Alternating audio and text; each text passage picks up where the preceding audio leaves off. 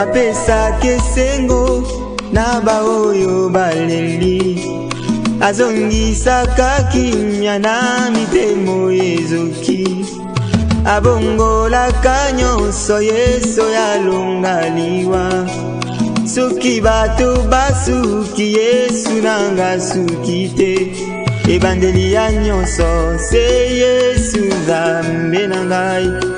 Le royaume de racheté qui se trouve à Pierrefitte-sur-Seine.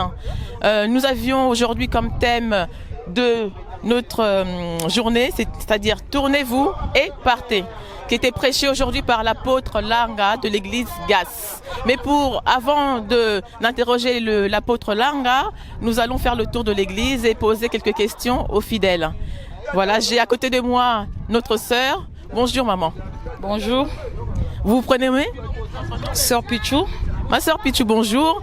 Alors, qu'est-ce que, selon la prédication d'aujourd'hui, que pouvez-vous nous dire de ce que vous avez retenu aujourd'hui?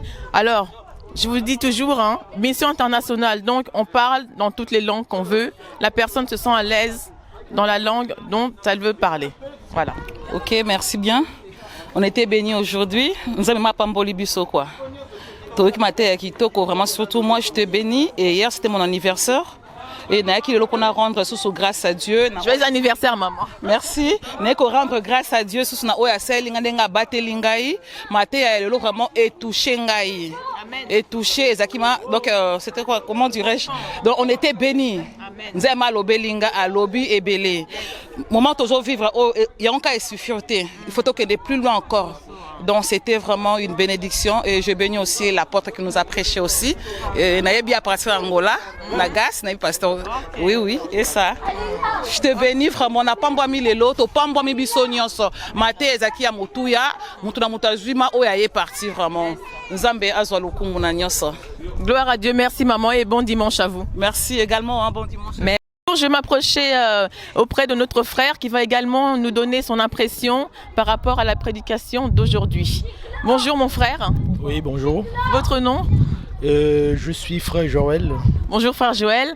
Alors, d'après la prédication de l'apôtre Langa, que pouvez-vous nous dire sur ce que vous avez retenu aujourd'hui? Donc, la parole d'aujourd'hui, nous avons eu un thème, tournez-vous et partez. Dans ce thème, Dieu dit à son peuple pas d'une manière de supplier. Il a donné l'ordre à son peuple qu'il puisse quitter l'endroit où ils étaient. Or, le peuple, il s'est trouvé dans le montant de Horeb. Il s'est senti en sécurité et en liberté. Or, ce n'était pas le bon endroit que l'Éternel a prévu pour eux. L'Éternel leur a pris en Égypte pour leur ramener dans l'endroit qui a prévu pour eux. Or, l'endroit qui a prévu pour eux, c'était les Canaan. Or, le peuple, il s'est trompé. Il croyait bien que c'est l'Horeb qui était leur endroit. C'est pour ça, quand ils ont installé dans le montant d'Horeb, l'Éternel a dit à son peuple, tournez et partez. Parce qu'il a prévu un endroit approprié pour son peuple. Voilà pourquoi c'est que ce que je retenais de moi. Donc Dieu prévoit toujours un endroit approprié pour nous. Donc c'est ça que je retiens comme un message de l'apôtre Langa Betty. Ok, merci beaucoup, gloire à Dieu. Merci notre frère Joël et bon dimanche à vous. Merci pareillement. Voilà, nous sommes maintenant avec notre sœur qui va également nous dire qu'est-ce qu'elle a pensé de cette parole d'aujourd'hui. Bonjour ma sœur. Bonne tarde. Voilà, portugais, donc mission internationale, ça continue. Bonjour ma sœur, vous prénommez? Mon nom me chama Sarah Mena. Bonjour notre sœur Sarah. Donc d'après la prédication d'aujourd'hui, on nous a dit qu'il ne fallait pas prendre de repos, il ne fallait pas accepter le repos. Qu'est-ce que vous pouvez nous dire par rapport à ça? Eu estou a dizer, não podes parar ou não podes parando. Tá a ver quando você está a começar, não está a começar uma coisa, não podes parando a coisa, mas tem que começar e avançar, jusqu'à que você vai pegar aquela coisa. Ok, Merci ma sœur, merci pour votre échange avec nous et puis je vous souhaite un bon dimanche. Obrigada, mana. Bonjour peuple de Dieu, nous sommes à présent en compagnie de l'apôtre Langa de l'église GAS. Nous allons lui laisser le micro pour lui demander de se présenter. Donc bonjour apôtre. Bonjour, merci beaucoup. Bonjour apôtre, nous allons vous demander en fait de vous présenter en quelques mots, présenter votre église si c'est possible. Nous savons que ce n'est pas la première fois que vous venez dans l'église Mission Internationale Royaume de Racheté, mais pouvez-vous nous dire en quelques mots votre histoire s'il vous plaît? Merci, je peux tenir le micro? Merci beaucoup, je suis l'apôtre Pierre Langabeti, pasteur de l'église GAS, de la communauté GAS en fait. La communauté GAS existe depuis 90 à Kinshasa. Là nous sommes installés à Paris. À Paris, l'église a commencé depuis 2003. Le Seigneur nous a fait grâce, nous sommes là, nous sommes à Lyon. Nous sommes en Suisse, nous sommes en Norvège, nous sommes un peu plus partout, hein, par la grâce de Dieu. Voilà la petite présentation que je peux faire. Sinon, je veux vous demander comment êtes-vous venu à Dieu, en quelques mots, en résumé, si nous pouvions savoir. Merci encore ma sœur pour la question. J'étais un enfant, déjà à l'âge de 6-7 ans. J'ai fréquenté une famille qui était juste à côté de nous, le voisin. Et cette famille priait. La maman de cette famille était diaconesse dans une église. Je suis natif de Kasavubu, à Kinshasa. Alors comme la maman était diaconesse, et que moi j'étais souvent avec les enfants de cette maman, chaque dimanche ces enfants allaient à l'église. J'avais 6 ans, j'allais avec les enfants de cette maman à l'église, déjà à l'âge de 6-7 ans. Et à partir de là, j'ai pris l'habitude, j'allais et puis j'ai commencé à apprendre la parole de Dieu comme enfant à l'école de dimanche. Donc j'ai commencé comme ça. Et après quelques temps, vers 14 ans, j'avais dit mais j'ai pas connu une jeunesse comme tout le monde. Je voulais faire aussi ma vie comme un jeune. À 14-15 ans, j'ai fui l'église. Alors, mais ça n'a pas duré longtemps. Hein. Non, parce que vous êtes avec nous maintenant. Ça n'a pas duré longtemps. Il y avait un de mes frères avec qui on était à l'école de dimanche, qui étudiait dans une province à l'internat, qui était revenu pendant les grandes vacances à Kinshasa. Et il avait remarqué mon absence. Il est venu me chercher pour dire, mais Pierre, pourquoi tu viens plus à l'église?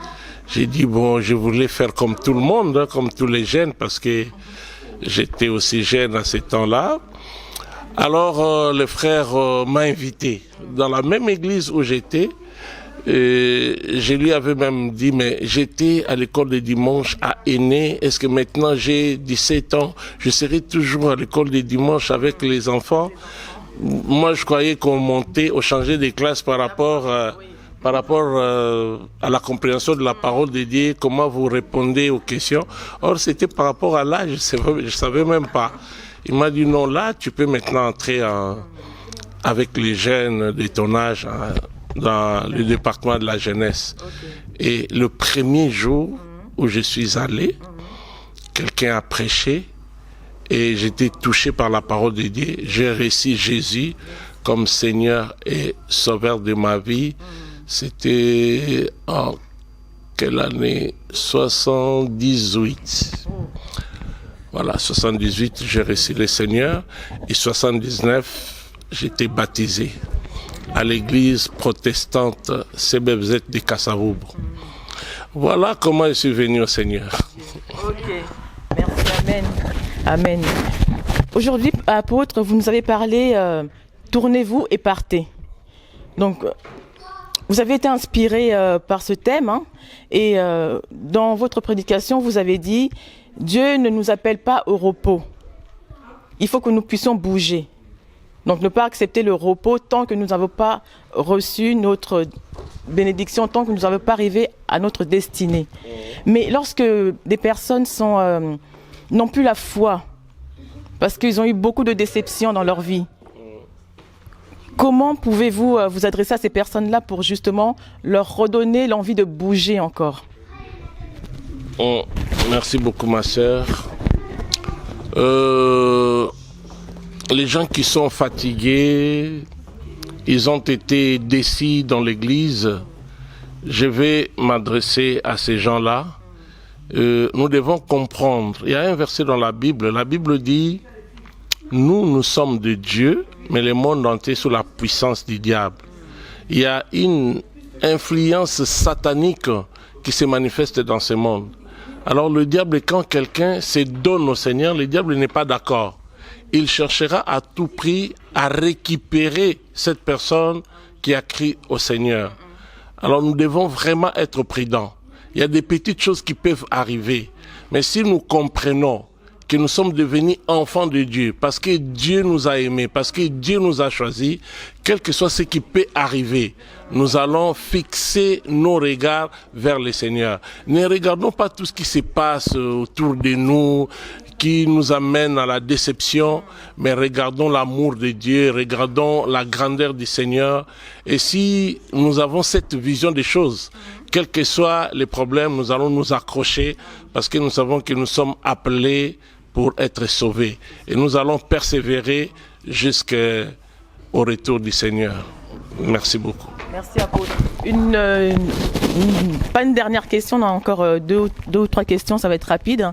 Vous nous avez dit qu'il y avait 3 étapes dans la délivrance pour les enfants d'Israël. Mais pourquoi 3 étapes, justement? Voilà, c'est à peu près ce que je viens de dire. 3 étapes parce que à chaque étape, il y a l'opposition de l'ennemi. Si vous voulez arriver dans une dimension plus élevée, il faut savoir payer le prix. Alors Dieu, comme c'est lui qui conduisait son peuple, il remarquait que là, le peuple est au bout. Là, le peuple ne peut plus rien faire. C'est pourquoi Dieu intervenait pour libérer son peuple et les aider à entrer dans une autre dimension. Nous devons comprendre tous qu'il y a des dimensions que nous devons atteindre.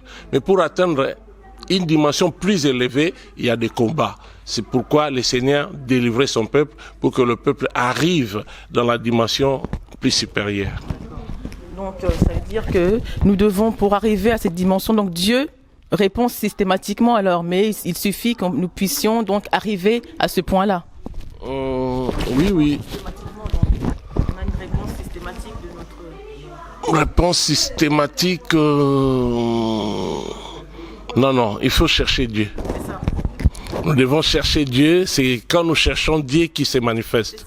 Donc il y a, à ce point-là pour voilà. La réponse. Il y a des obstacles, mais quand vous sentez qu'il y a vraiment un blocage et que vous ne pouvez plus rien faire, il faut chercher l'Éternel. C'est à ces moments-là qu'il se manifeste pour nous aider à aller plus loin. Merci beaucoup, apôtre Langa. Donc, nous étions en compagnie de notre apôtre de l'église GAS qui a bien voulu répondre à nos questions. Et notre émission donc s'achève. Donc Dieu nous a libérés. Donc pour une chose très importante, comme nous a prêché notre apôtre. Mais nous devons nous tourner et partir. C'est-à-dire ne pas rester figé. Bouger. Ne pas accepter. Ne pas accepter donc le repos. Voilà. Donc, l'apôtre nous a également dit que notre Dieu est notre Père. Et la bénédiction est notre droit. Donc, nous devons avancer, nous devons nous battre, ne pas rester bloqués, ne pas accepter les blocages. Voilà, enfants de Dieu. Je vous dis merci pour les personnes qui nous suivent en ce moment. Je vous remercie également Je vous remercie également de nous avoir suivis. Donc, je vous donne rendez-vous la prochaine fois, le mercredi, en compagnie des régisseurs qui sont derrière la caméra, le frère Fabrice, le frère Baudouin, le frère Paul et également Papa Flory. Vous avez suivi l'émission Paroles expliquées de l'Église Mission Internationale Royaume des Rachetés de l'Éternel.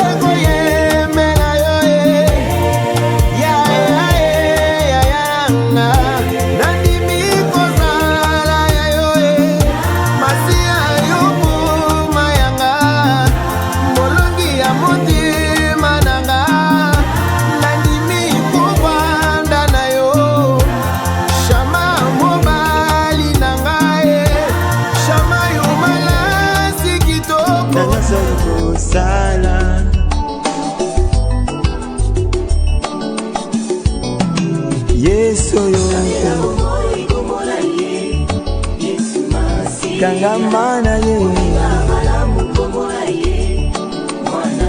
alobi oyo akoyanda ye akotambola na molili ya kufa te kasi na pole ya bombo kangamana ye kangama